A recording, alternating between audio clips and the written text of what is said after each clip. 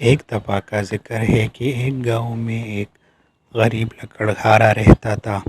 وہ جنگل سے اپنے لیے لکڑیاں لاتا تھا اور بیچتا تھا۔ ایک دن وہ جنگل گیا اور وہاں پر لکڑی کاٹنے لگا۔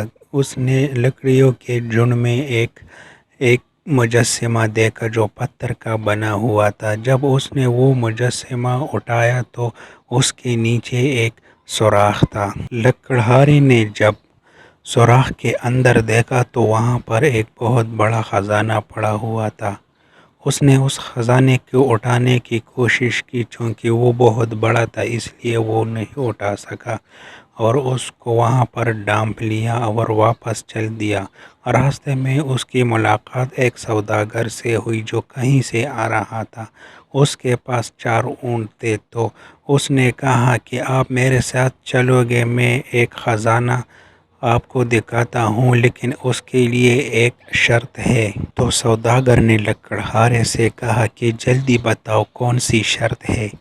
تو لکڑہارے نے اس سے کہا کہ جتنے بھی اونٹوں پر یہ خزانہ آئے گا اس سے آدھے اونٹ میرے ہوں گے اور آدھے تمہارے ہوں گے۔ تو سوداگر نے کہا ٹھیک ہے، میں اس کے لیے تیار ہوں، اس لیے مجھے وہاں پر آپ لے جاؤ۔ اسی طرح لکڑہارے نے سوداگر کو وہاں پر لے گیا اور سارے اونٹوں پر وہ خزانہ آ گیا تھا۔ اسی طرح 2 اونٹ اپنے ساتھ رکھ لیے اور 2 سوداگر کو دے دیے۔ جب وہاں پر ایک قیمتی پتھر بھی لکڑہارے کو ملا۔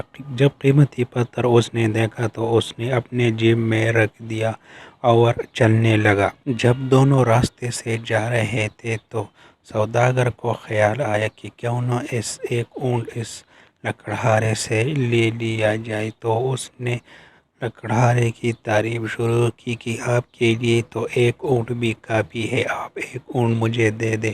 تو اسی طرح لکڑہارا رضامند ہو گیا اور اس نے ایک اونٹ اس کو دے دیا۔ تھوڑی دیر جا کر سوداگر کے دل میں اور لالچ آیا تو اس نے لکڑہارے سے کہا کہ یہ ایک اونٹ بھی مجھے دے دو، اس سے آپ کا بھلا ہو جائے گا، میرے بچے آپ کو دعائیں دیں گے۔ تو لکڑہارے نے اس سے کہا کہ یہ ایک اونٹ بھی آپ کو دوں گا تو میرے لیے کیا بچے گا۔ سوداگر نے لکڑہارے سے کہا کہ میں آپ کو اس کے بدلے کچھ رقم دوں گا۔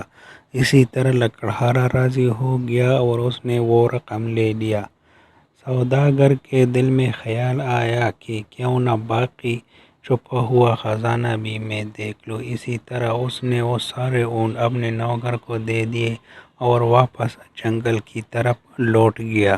سوداگر واپس جنگل کی طرف گیا اور خزانہ ڈھونڈنے کی کوشش کی تو اس کو خزانہ نہیں ملا۔ اسی طرح وہ تھک گیا اور ایک درخت کے نیچے بیٹھ گیا۔ کچھ ہی دیر بعد وہاں پر ایک ہونہار جانور نمودار ہوا۔